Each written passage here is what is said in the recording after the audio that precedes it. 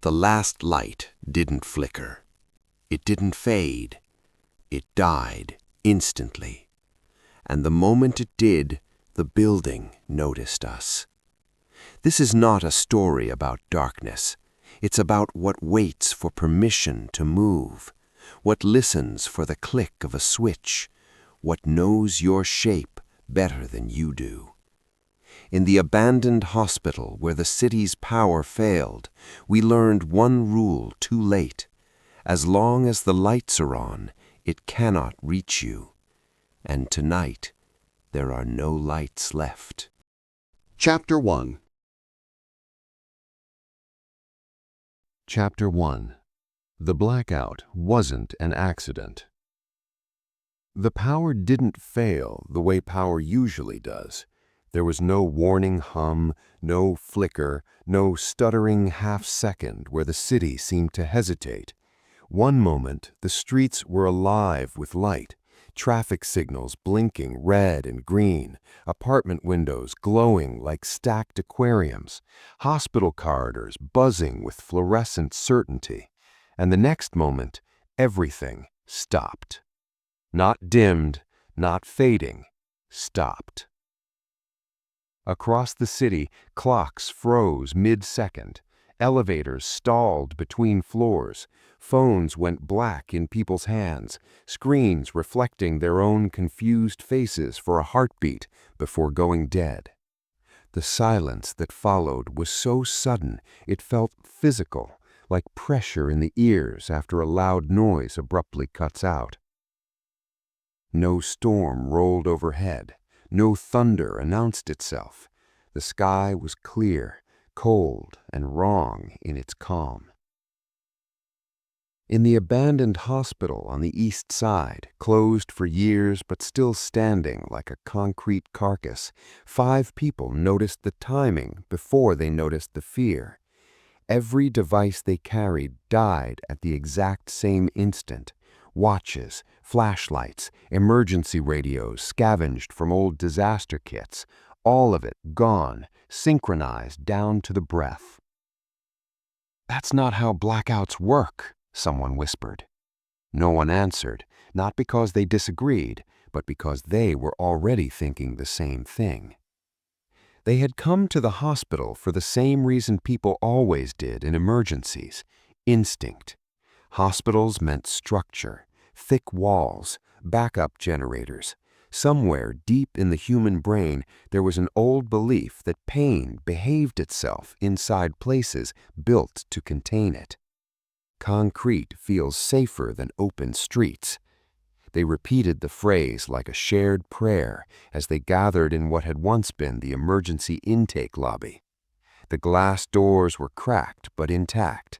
The reception desk still stood, dusty and hollow, its drawers pulled out long ago by scavengers. Wheelchairs lay tipped on their sides like discarded insects. Outside, the city had gone dark in a way no one remembered seeing before, not even during storms, not even during rolling outages. This darkness wasn't patchy, it wasn't uneven, it was complete. The hospital smelled the way abandoned places always did: stale air, old disinfectant, a faint metallic tang that never quite left. The walls held on to it, the floors too. Every step stirred dust that hadn't moved in years, motes floating briefly in the beam of a single battery lantern before settling back down. They didn't know yet that the lantern was the last light they'd trust. At first, there was relief. The building stood firm, no shaking, no alarms screaming to life, no delayed kick of backup systems. Even the ancient analog clocks bolted high on the walls had stopped, their second hands frozen at the same precise angle.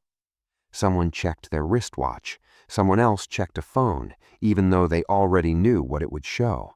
Same second, same moment. It's like something flipped a switch, all at once. The idea hung there, unspoken but heavy. Switches were usually flipped by hands. They moved deeper into the building as night pressed against the windows. The lobby felt too exposed now, too open to the vast, watching dark outside. Hallways promised narrower spaces, closer walls, a sense of direction, even if that direction led nowhere good. Footsteps echoed longer than they should have. Sound behaved strangely, stretching and thinning as it traveled. Every door frame seemed to lean inward, casting shadows that felt thicker than the darkness behind them. The hospital wasn't silent. It breathed in its own way, pipes ticking as temperatures shifted, distant metal contracting, something dripping far below. But beneath all of it was a deeper quiet, an absence where the city's constant electrical pulse should have been. No buzz, no distant traffic, no life signs at all.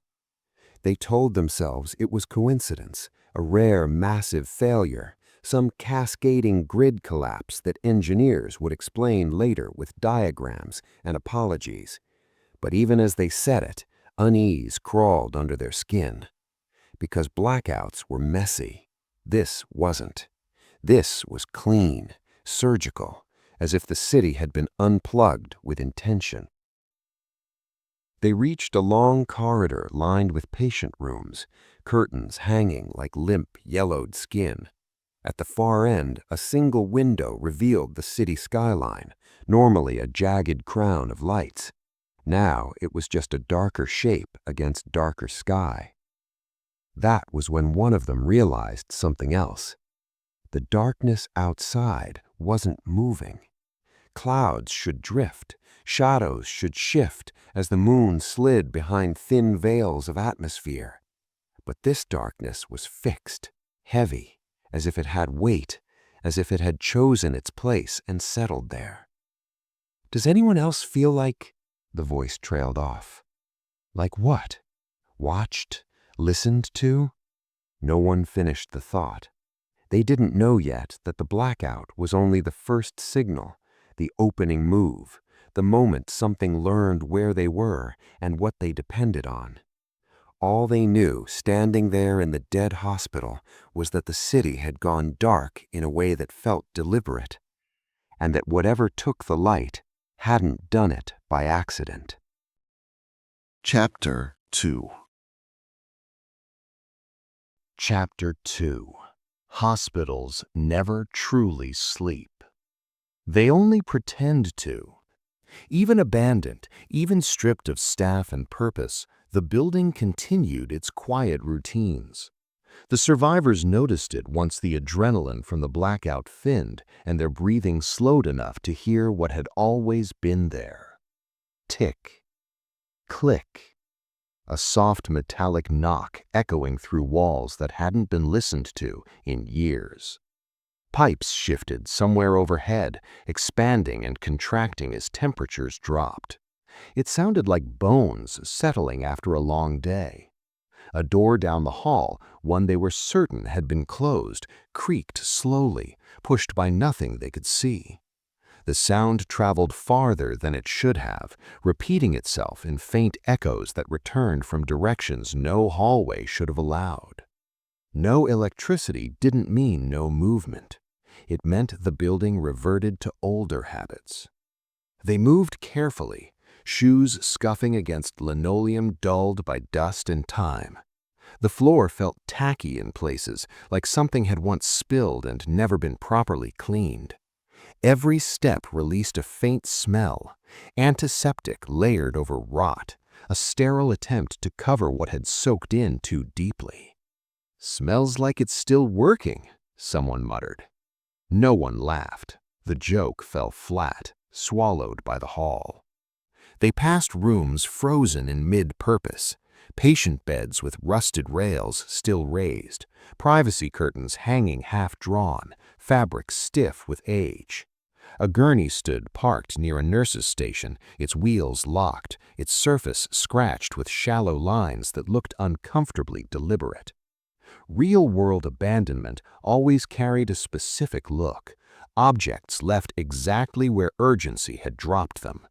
It wasn't decay that disturbed people most, it was interruption. Lives paused and never resumed. The hospital was full of that. Monitors hung dark and blank, their screens reflecting the lantern's light back in warped shapes. IV poles leaned like tired sentries. A crash cart sat open, drawers empty, labels peeling like dead skin. "Buildings remember pain," one of them said quietly, almost without realizing they were speaking aloud. The words lingered. Hospitals were built to witness endings. They absorbed screams, sobs, last breaths whispered into gloved hands. Even after abandonment, those moments didn't evaporate. They settled. They soaked into concrete and tile, into the walls that now listened more than they spoke. The farther they went, the louder the building seemed to become. Not louder in volume, but in presence. A rhythmic tapping began somewhere deep within the structure. Not random, not mechanical, too slow for a loose pipe, too deliberate for coincidence. It came in pairs. Tap, pause, tap. They stopped walking. The tapping stopped too. A minor relief passed through the group, thin and temporary. Someone exhaled a shaky breath. Someone else adjusted their grip on the lantern, angling it down the corridor. Nothing there, just shadow layered on shadow, corners deep enough to hide entire rooms if they wanted to.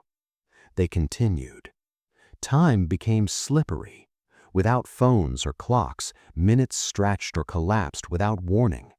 The building seemed to guide them, hallways narrowing just enough to feel intentional, then opening into wide treatment areas that felt exposed and wrong. Doors shifted when they weren't looking, not slamming, not swinging wide, just different than before. "Didn't we pass this already?" someone asked. No one answered right away, because they had, or at least they thought they had. The repetition looped in their minds. Long corridor, nurse's station, curtained rooms, then the smell, stronger now, iron and old cleaner, again and again. Buildings remember pain. They reached an operating wing. The air changed there, colder, heavier. Surgical lights hung overhead like pale flowers, their arms frozen mid-reach. The lantern's glow traced faint brown stains on the floor, carefully avoided by instinct even after all these years. A distant sound echoed from deeper inside the wing. Not the tapping this time, something softer. A drag, like fabric being pulled slowly across tile. Their bodies reacted before their minds did. Shoulders tensed, breaths shortened, the lantern shook just enough to warp shadows into unfamiliar shapes. "Probably debris," someone whispered. The building answered with a soft thump. Then silence. Hospitals never truly sleep, but sometimes they hold their breath. They waited, long enough for fear to bloom, then curdle. Long enough for the idea of turning back to feel just as dangerous as moving forward. Finally, the lantern flickered, just once. A sharp spike of panic shot through the group, followed by an almost embarrassing wave of relief when the light steadied again. Nervous laughter tried to form and failed. That thing better not die, not in here. Not in here felt different than not now, as if the building itself was listening. They didn't see anything move. They didn't hear footsteps chasing them down the halls, no sudden screams, no dramatic reveal. Just the growing certainty that the hospital was awake and aware. As they left the operating wing, the tapping returned, closer this time, still paired, still patient. Tap, pause, tap. They didn't know yet what it meant, only that the sound wasn't coming from the walls anymore. It was coming from somewhere ahead. And for the first time since the blackout, the building felt less like shelter and more like something slowly turning over in its sleep. Chapter 3. Chapter 3. We saw it only when the lights were on. The emergency lights came back without warning. Not fully, not everywhere, just a thin line of life along the ceiling, small, recessed fixtures flickering red, spaced too far apart to feel comforting. They didn't banish the dark, they carved it into shapes. Relief surged through the group before anyone could stop it. Shoulders loosened, breaths deepened. Someone laughed too loudly and immediately regretted it. Light meant rules again. Light meant boundaries. They didn't notice it at first. The corridor ahead was long and narrow, its walls tiled in a pale green that looked sickly under the red glow. The emergency lights hummed faintly, an insect-like sound that set teeth on edge. Shadows clung to the floor, stretching away from the light like stains that refused to be scrubbed out. They advanced slowly, lantern lowered now, trusting the ceiling lights to do their job. Halfway down the hall, someone stopped. Not abruptly, not in panic, just stopped. "There," she said. Her voice was steady, which made it worse. They followed her gaze.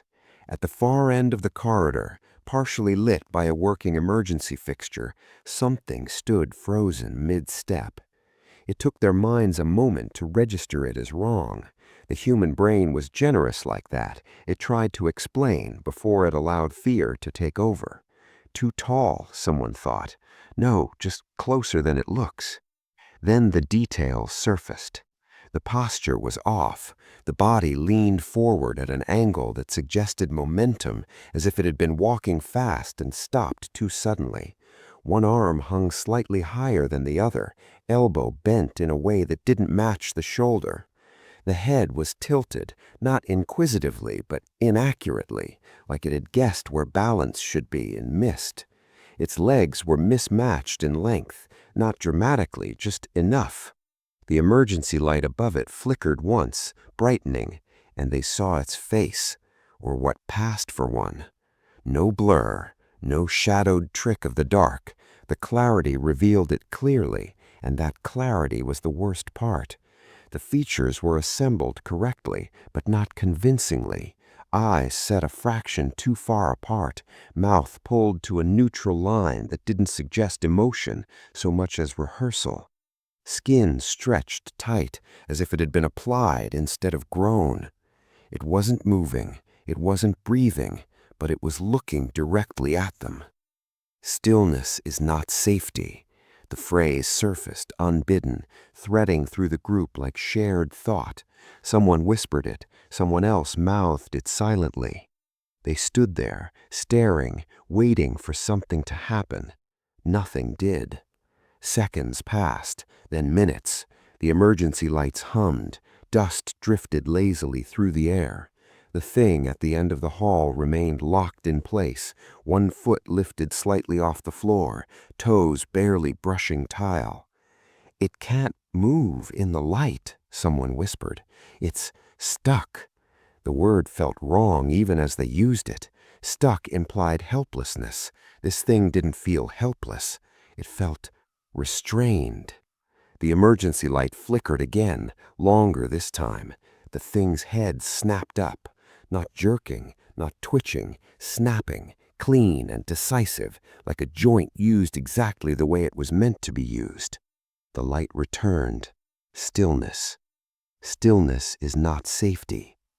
They backed away as one, steps careful, eyes locked on the figure. No one turned their back. No one blinked longer than they had to. The hallway behind them felt suddenly fragile, as if it might vanish if they stopped believing in it.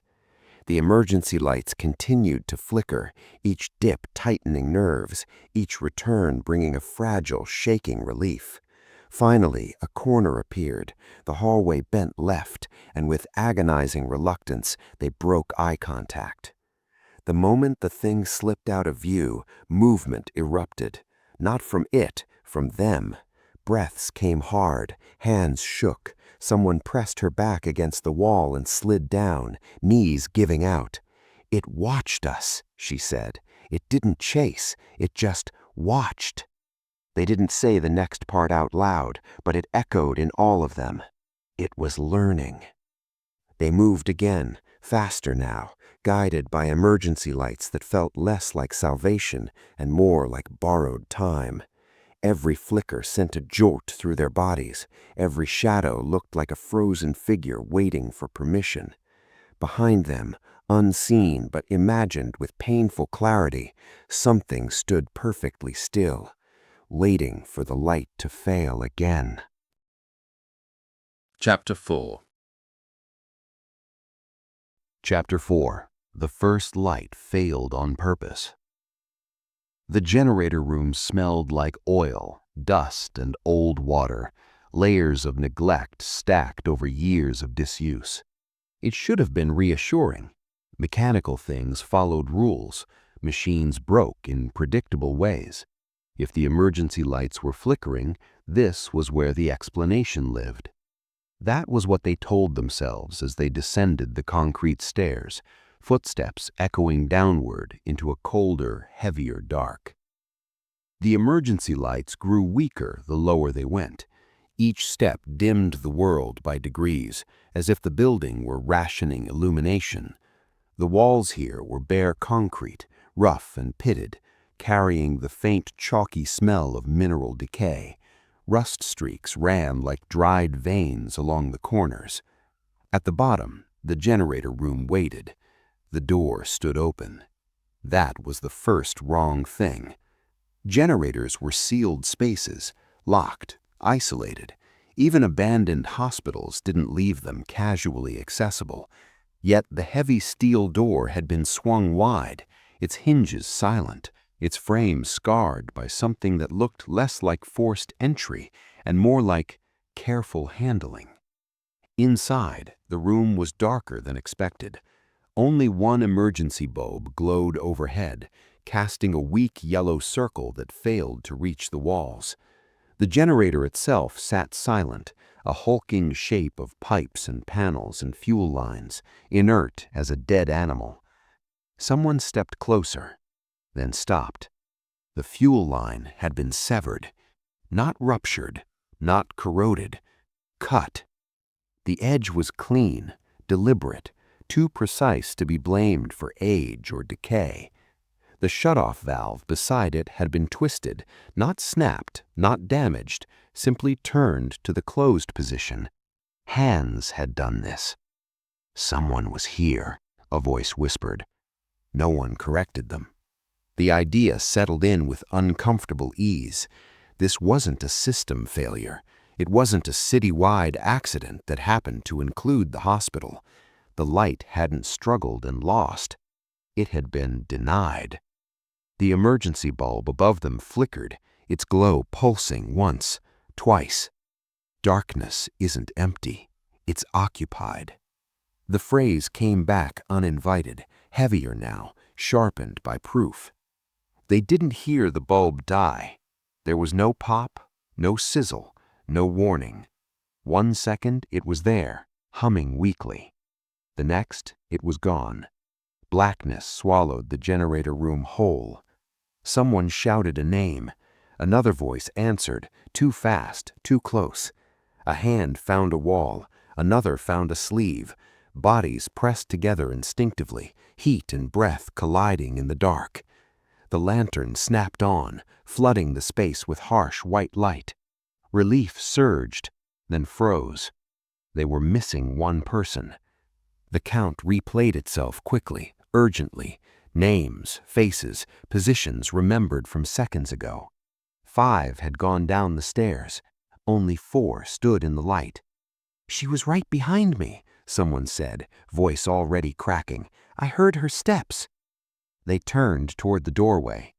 The stairwell beyond was lit by emergency lights again, red, steady, reliable. Too reliable. Halfway up the stairs, one of the hallway bulbs flickered. Once, twice. Then it burned out completely. The darkness rushed in like spilled ink. Someone shouted her name. No answer. They ran, stupid, reckless, necessary. The lantern's beam bounced wildly as feet hit stairs, shadows lunging with every step. At the top, the dead bulb hung useless, glass dark and opaque. Beyond it, the hallway stretched on, empty. No struggle marks, no sound, no sign she had ever been there at all. Stillness pressed down on them, thick and suffocating. She wouldn't just vanish, someone said, but the building had already taught them otherwise. They stood beneath the dead bulb, staring at the darkness it created, understanding blooming slowly and terribly. The light hadn't failed randomly. It had failed where it mattered. Behind them, the emergency lights hummed softly, steady as a heartbeat. Ahead, the corridor waited, unchanging, silent, patient. Darkness isn't empty. It's occupied. They backed away from the unlit stretch of hall, every instinct screaming not to turn their backs, not to trust the light too much, not to trust it at all. Somewhere out there, just beyond the reach of illumination, something had taken advantage of a single moment, a single failure. And now it knew something important, not just how the lights worked, but how they did. Chapter 5. Chapter 5. It learned our names in the dark. Hours passed, though outside the night stayed the same. Inside the hospital, time bent inward. Without windows, without clocks, without the comforting progression of light to measure it by, minutes stretched until they felt like memories instead of moments. The survivors moved deeper into the building, guided by emergency lights that still functioned, mostly, and by an unspoken agreement not to linger anywhere too long. The place felt different now. Not louder, not more violent, more aware. The air grew stale as they passed into older wings, untouched since the hospital's final evacuation. Dust coated everything in a thin gray skin. The smell shifted too, less disinfectant, more damp concrete and something organic beneath it, faint but persistent, like breath held too long. That was when they heard the whisper. At first, it blended with the building's usual noises, pipes ticking, distant metal settling. It was soft enough to be dismissed, vague enough to feel imagined. Then it said a name. Her name. She stopped walking. The others took 2 more steps before realizing she wasn't with them anymore. The lantern swung back, catching her frozen in place, head tilted slightly, as if listening to a sound no one else could hear. "Did you say something?" someone asked. She shook her head slowly. Her face had gone pale beneath the dust. "It sounded like," she swallowed, "like my mother." The emergency lights flickered, briefly dimming the corridor. The whisper returned, clearer this time. Not loud, not urgent, intimate. It spoke her name again, shaping it with familiarity, as if tasting it. Then it added something else, a memory only she should have known, a childhood moment, a regret she had never said aloud. Her breath hitched. "It knows," she said. "It knows things." The others exchanged glances that carried too many questions and not enough answers. Someone laughed nervously, the sound brittle and forced. "Stress does that," he said. "Auditory hallucinations, happens all the time." The building answered by whispering his name. He went silent. The voices didn't overlap. They waited for their turn. Each whisper addressed one person at a time, sliding into their ears when the others were just far enough away, just distracted enough by their own fear. Names, memories, regrets. It didn't shout. It didn't threaten. It reminded. Paranoia bloomed quickly in that environment. They began watching one another, searching faces for secret conversations. Every pause felt suspicious. Every backward glance felt rehearsed. "You heard it too," someone accused quietly. Not angry, afraid. "Only my name, that's all." That's all was never convincing. They took shelter in a nurse's lounge, doors barricaded with overturned furniture. The emergency lights here were steady, casting a dull red wash over peeling wallpaper and faded motivational posters. Teamwork saves lives, one read, half torn down the middle. No one commented on the irony.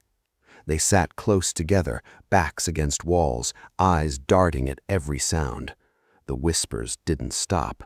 They circled, soft, patient, precise. One voice spoke of a man's brother, the one he hadn't visited in years. Another voice recited a woman's last unsent text message, word for word. Another laughed softly while describing a mistake that had ruined a marriage. "How does it know?" someone whispered. No one answered. The pattern emerged slowly, frightening in its simplicity. It never spoke when the light was strong. It never spoke when everyone was watching everyone else. It waited for isolation, for fatigue, for the moment attention slipped. It doesn't chase, it waits. That phrase became a mental anchor, repeated like a mantra, a warning, a rule. They tested it accidentally. When two of them argued, voices raised, focus fractured, the whispers grew bolder, louder, almost playful. When silence returned, when they huddled together and watched the lights, the whispers retreated, fading into the background hum of the building, as if disappointed. Trust eroded quickly after that. Every suggestion felt suspect, every plan sounded like bait. When someone volunteered to scout ahead, the room went quiet. "No," someone said immediately, "we stay together." The emergency lights flickered. Someone's name was whispered from the hallway beyond the barricade. They didn't respond. Minutes passed, then longer. Finally, the whisper stopped. A fragile calm settled in its place. Hearts slowed, muscles unclenched. Someone even managed a dry, humorless clucker. "See," he said, "it's just messing with us." Behind the barricade, the red hallway bulb burned out. The red glow vanished instantly, replaced by a darkness that felt deeper than before, thicker, closer. No sound followed, no sound at all. They stared at the doorway, breaths held, understanding crystallizing with cold clarity. The thing didn't need to speak anymore. It had learned enough. It doesn't chase, it waits. And now, in the dark just beyond the failed light, it was waiting for someone to make a mistake. Chapter 6. Chapter 6. Emergency Lights Lie to You. The red lights changed everything. At first, they had welcomed them, proof that the hospital still obeyed some rules, that systems designed for disaster hadn't completely failed. But after hours beneath their glow, the survivors began to notice how wrong the world looked when painted entirely in red. Depth collapsed, distances stretched, corners bent in ways that made the eyes ache. Shadows pooled where they shouldn't, clinging to ceilings instead of floors, swallowing doorframes whole. Faces lost definition, expressions flattening into masks of dark hollows and sharp planes. It became harder to read one another, harder to trust what they were seeing. Light can guide you or betray you. They repeated the phrase quietly as they moved, a warning sharpened by experience. The emergency lights didn't banish the dark, they reshaped it. They turned the hospital into a maze of false depth and misleading promise. The hallway ended abruptly at a cracked door, and beyond it, a long ward opened up, beds arranged in neat rows, curtains hanging like tired flags. The red glow stretched endlessly here, repeating itself in glossy reflections on tile and metal. Someone pointed. "There," he said, "another light." At the far end of the ward, something glimmered faintly. Not red, white, steady. Hope surged, immediate and dangerous. A functioning light meant power. Power meant control, maybe even an exit. "Wait," someone said. "That doesn't look like—" He was already moving. Not running, walking quickly, purposefully. The red lights warped the distance, making the far end of the ward seem closer than it was. His footsteps echoed, each one stretching longer than the last. The others followed a few steps behind, lantern raised, unease tightening their chests. The white light ahead flickered. "Don't," someone whispered. "It's wrong." But the light brightened just enough to pull him forward. Light can guide you or betray you. The lantern beam swept the floor ahead and caught nothing where the light should have been. No fixture, no reflection source, just empty air. "Stop!" someone shouted. The word hit too late. As he stepped into the space where the light had appeared, the emergency lights above flickered. Darkness rushed in. The sound that followed was brief, a startled gasp, a single sharp impact, then nothing. The lantern snapped toward the spot. The ward was empty. No body, no blood, no sign he had ever been there. The white light was gone. Silence pressed down, heavy and absolute. Someone let out a thin, broken sound that might have been his name. The emergency lights stabilized, red glow returning like a mockery of calm. They stood frozen, understanding settling in with sickening clarity. The light hadn't been real. Or worse, it had been selective. It showed him what he wanted, not what was there, someone said softly. No one argued. They backed away slowly, eyes tracking shadows that now seemed to shift with intention. Every reflection became suspect, every glimmer a potential trap. The hospital felt different again, meaner, more playful. The red lights hummed overhead, steady and false. They painted safety where there was none, created paths that didn't exist, invited movement where stillness was the only defense. Light can guide you or betray you. They moved on, slower now, lantern held low, trust in illumination badly shaken. Behind them, the ward remained unchanged, beds aligned, curtains still, no trace of the man who had followed a promise made of light. At the far end of the hallway ahead, something shimmered briefly. This time, no one moved. They had learned the lesson too late for one of them, but not too late for the rest. The lights were no longer allies. They were part of the trap. Chapter 7. Chapter 7. You can't run if it knows where you'll stop. They decided to leave the hospital when the batteries ran low enough to make the lantern stutter. It wasn't a dramatic decision. No speeches, no vote, just a quiet, shared realization that staying meant waiting, and waiting had already proven dangerous. The building was learning them, mapping habits, anticipating hesitation. Escape felt like movement. Movement felt like survival. They chose an exit they remembered passing hours ago, a service stairwell near radiology that led directly outside.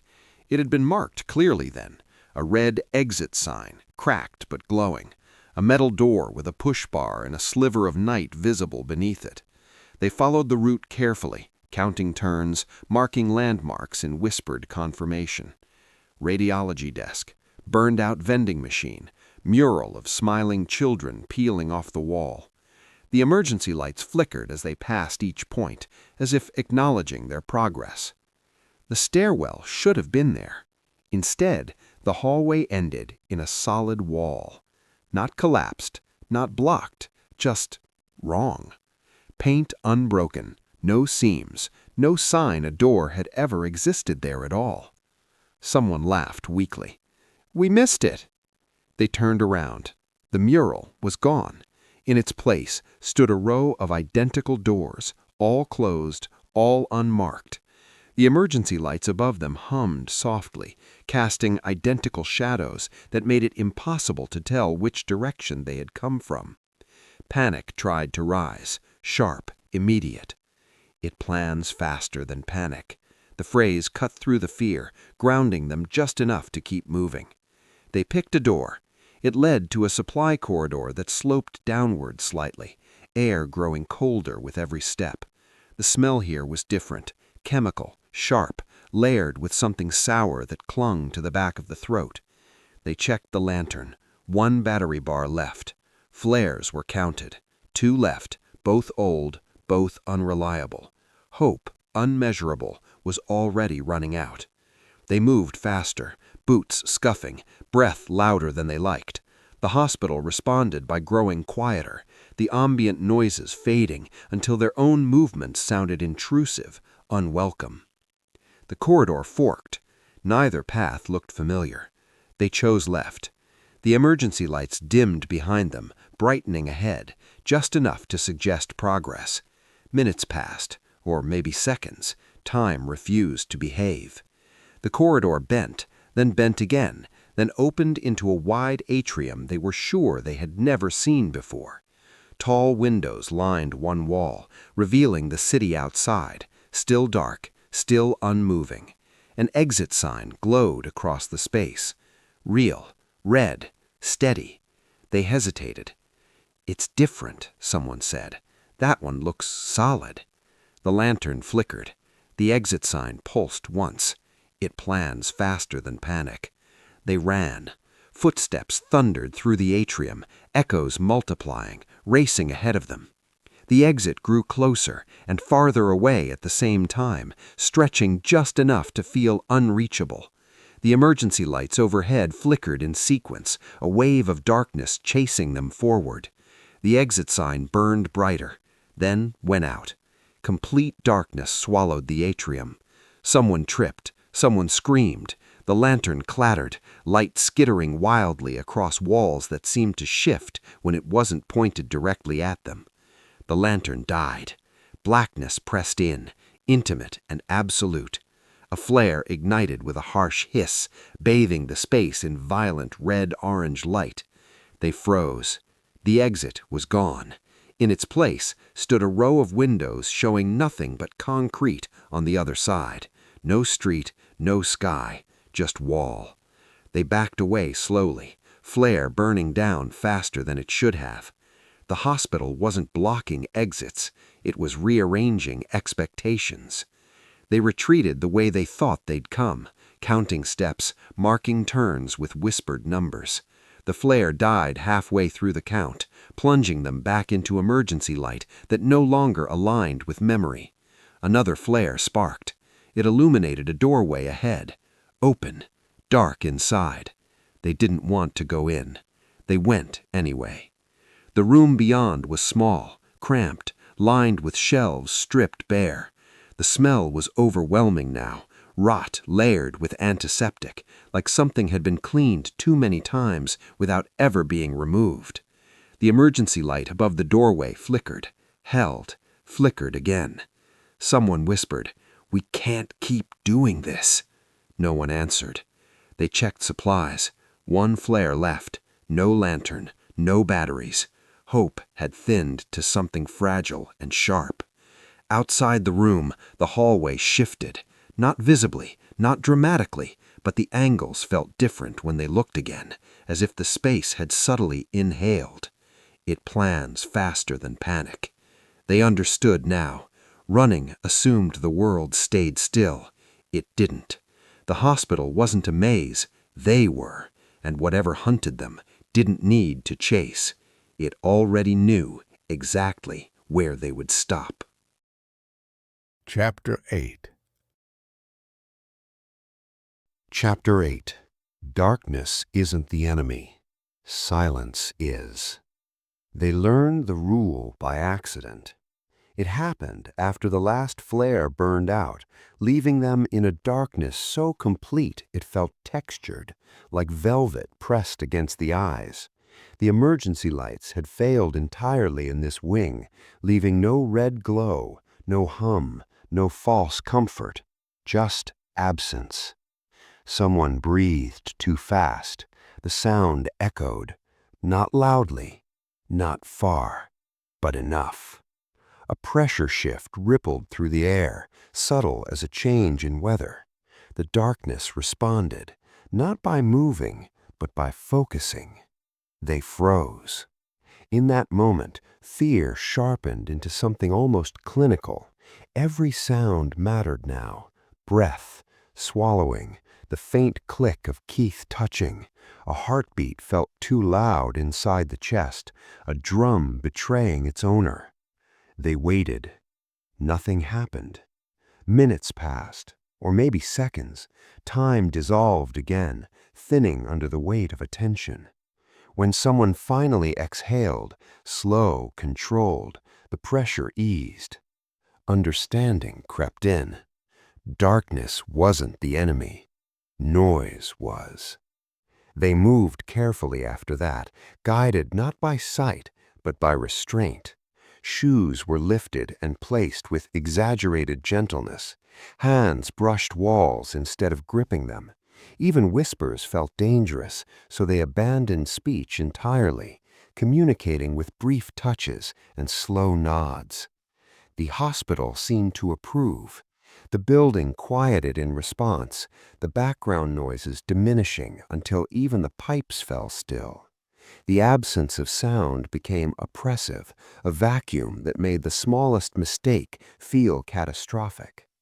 They found a room with no windows, a former records office, shelves long since emptied, the air stale and unmoving.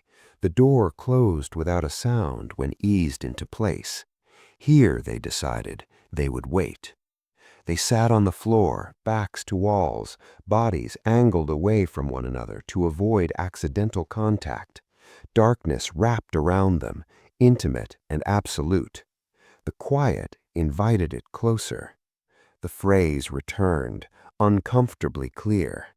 They slowed their breathing, counted heartbeats, forced panic down into something manageable. The silence deepened, thick enough to feel alive. Then they heard it.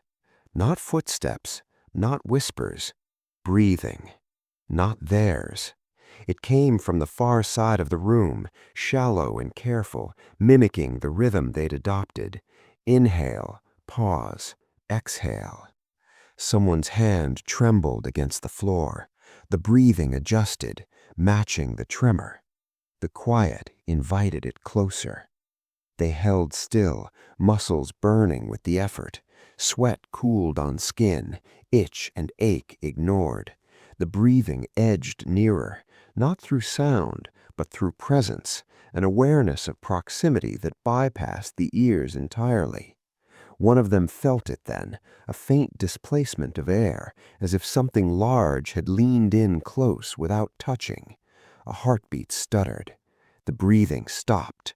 Pressure surged. They understood too late that silence wasn't safety.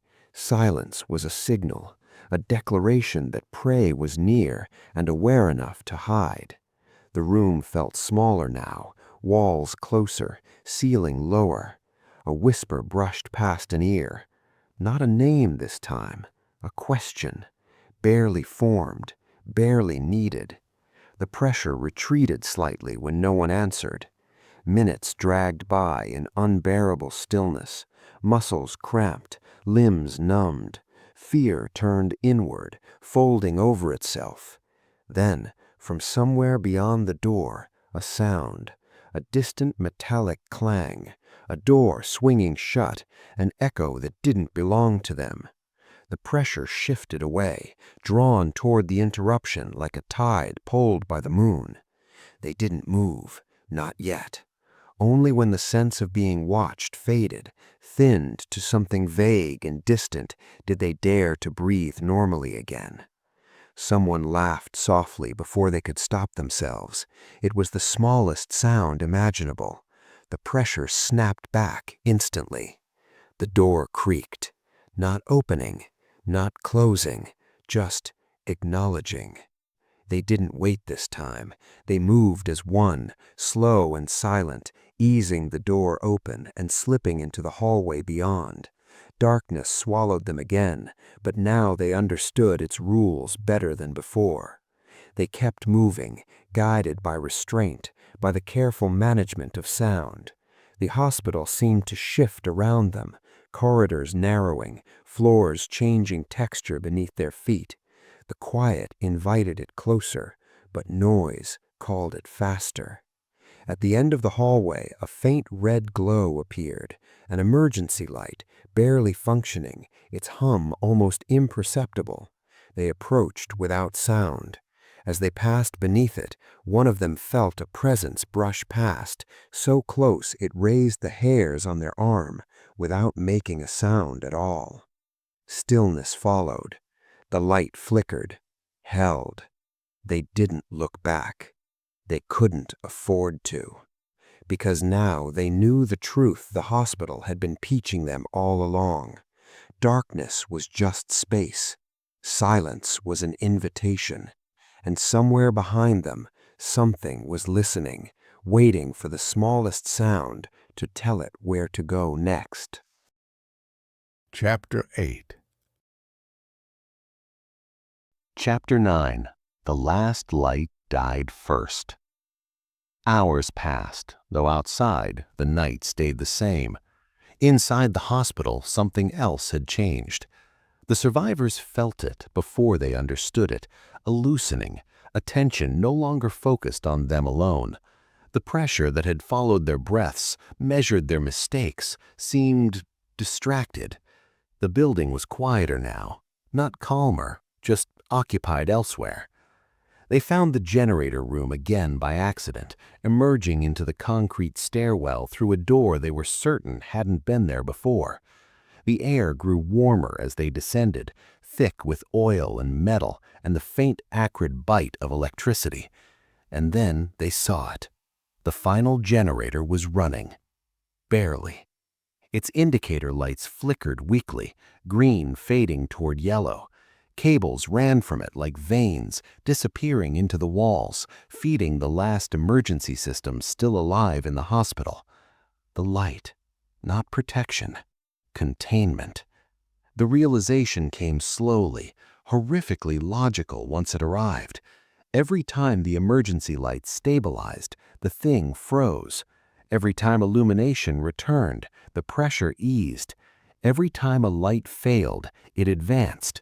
Not randomly, but purposefully. The lights weren't for them, they were for it. "It's not trapped by the light," someone said hoarsely. "It's trapped in it." The generator shuddered, coughing out a harsh mechanical groan that echoed up the stairwell. The sound carried farther than it should have, as if the building itself were listening. A memory surfaced then, half forgotten until now. The first blackout, the absolute precision, every electronic device dying at the same second. Not an outage, a release attempt. The dark was never the beginning. The entity had existed long before the city went dark, contained, restrained, diffused through systems designed to keep it spread thin and still. Hospitals, grids, emergency power, redundancy layered on redundancy. Light as infrastructure. Light as prison. "It wants the generator," someone whispered. "That's why it's been pushing us, hurting us." The building vibrated faintly, as if something large had shifted its weight somewhere deep in the walls. They didn't have time to debate. The generator's temperature gauge climbed steadily into the red. Fuel lines rattled. A warning light flashed. Too fast, too erratic. Overload. If it failed on its own, it would fail everywhere, a cascading release through the remaining systems, the last lights dying not one by one, but all at once, uncontained. There was only one option left. They understood it without saying it. If the generator died deliberately, here, now, violently, it might collapse the system inward instead of outward, a localized failure, a contained implosion, a trap. Someone laughed quietly, dark humor cracking through terror. "He figures," he said. "The last light dies first." They didn't argue. They rigged what they could with trembling hands, forcing valves open, bypassing safety cutoffs. The generator screamed now, metal shrieking under stress. Lights throughout the hospital flickered in protest, red glow pulsing like a dying heartbeat. The pressure surged. The entity noticed. The walls seemed to lean inward, concrete groaning softly. The darkness thickened at the edges of the room, coiling where the light wavered. The dark was never the beginning. It surged forward as the generator reached its breaking point, not rushing, not charging, but arriving, assembling itself from shadow and absence and stolen shape. They didn't look directly at it. They didn't need to. The generator blew. Light didn't fade. It vanished. The explosion was deafening, a concussive roar that punched the air from their lungs and threw them to the floor. Heat washed over them, followed by a sound like a scream stretched too long to be human. Then, silence. No hum, no red glow, no pressure. Darkness returned, but different now. Empty. They lay there, gasping, waiting for something to move. Nothing did. Minutes passed, then longer. When they finally stood, shaking, they realized the hospital felt dead. Not asleep, not waiting. Finished. The containment had collapsed inward, pulling the presence with it. Whatever had been held by light had been dragged down into the sudden absolute absence where it could no longer move, no longer watch. The dark was never the beginning. It had been the end all along. They found their way out at dawn, not through an exit they remembered, but through a breach torn open by the generator's failure. Outside, the city remained without power, silent and stunned, but the pressure was gone. The lights would come back eventually. They always did. As they stepped into the gray morning, one of them glanced back at the hospital, at the windows, all dark now, all empty. For the first time since the blackout began, the darkness didn't feel occupied. But somewhere, deep in the ruins of light and system and containment, something had learned an important lesson, and so had they. The last light didn't fail by accident. It died on purpose. Chapter 10. Chapter 10. It followed the ones who survived. Morning arrived without ceremony. No sunrise spilled gold across the city. No birds announced survival. The sky simply lightened from black to gray, as if even dawn was uncertain whether it was welcome.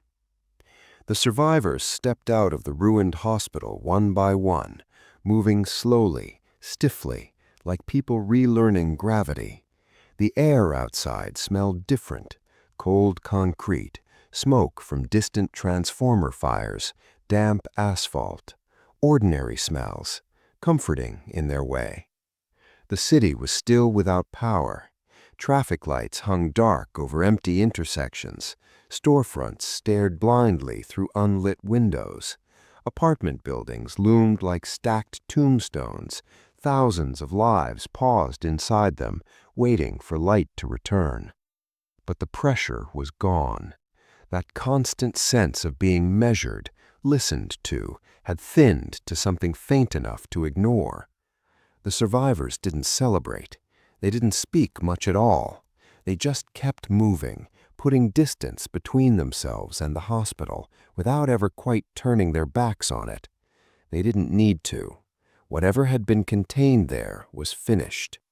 They told themselves that as they walked. Emergency crews appeared hours later, dazed and overworked, offering water, blankets, explanations that didn't quite add up. Cascading grid failure, unprecedented outage, investigations underway. No one asked about the hospital. No one mentioned the dead. The survivors didn't volunteer the details. Some truths resisted being shaped into words. Others felt dangerous to say aloud, like speaking might invite something back into focus. By nightfall, temporary generators hummed to life across parts of the city. Islands of light bloomed against the dark, street by street, block by block. People cheered. The survivors did not. They noticed things.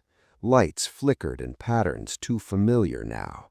Emergency bulbs buzzed with a tone that raised the hairs on their arms.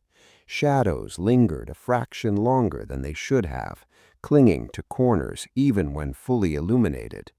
One survivor woke that night to find the bedroom light on. They were certain they'd turned it off. Another swore they heard breathing in the quiet moments before sleep, not loud enough to place, not close enough to prove, but timed perfectly with their own. Inhale, pause, exhale.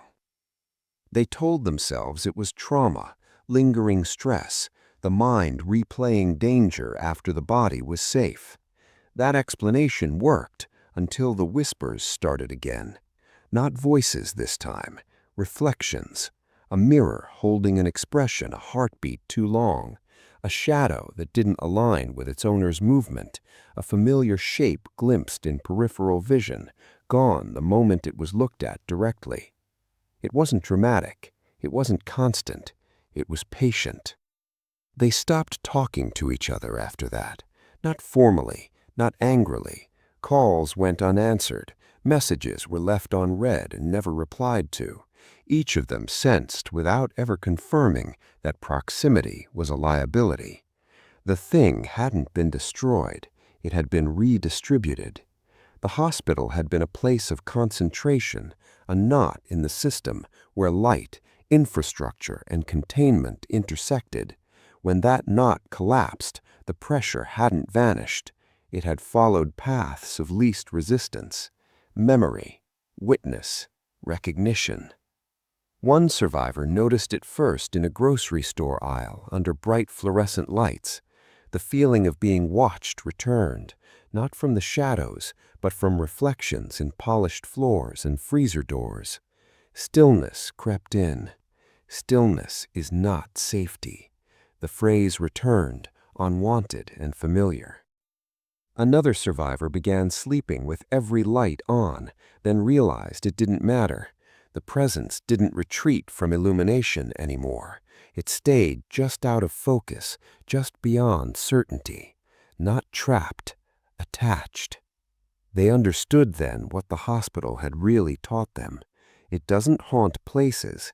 Places are temporary. People are portable. Once it learns you, it never forgets. The city's power grid stabilized over the following weeks. Life resumed its careful routines. News cycles moved on. The blackout became a story people told with exaggerated details and half-remembered fear.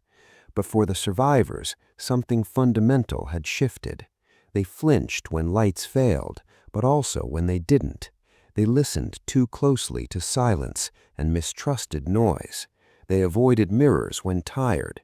They learned not to look too long at anything that looked back, because sometimes, very rarely, they felt it again, that subtle pressure, that sense of alignment, as if something nearby had recognized them, not with hunger, with familiarity. And on nights when the city hummed with power and every window glowed and the world felt safe again, one truth lingered beneath the light, steady and unblinking. The dark was never the beginning, and once it learns you, it never forgets.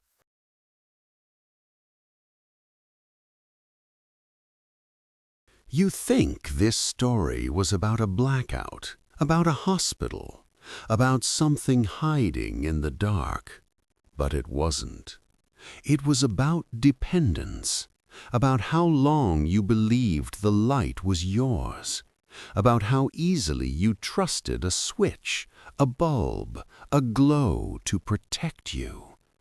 Because the truth is, the darkness didn't arrive when the lights went out. It was already there, waiting for permission to move. And now you know the rule, the same one the survivors learned too late. If the light ever hesitates, if it flickers, if it dies without warning, don't run, don't scream, and whatever you do, Don't let it know where you hide.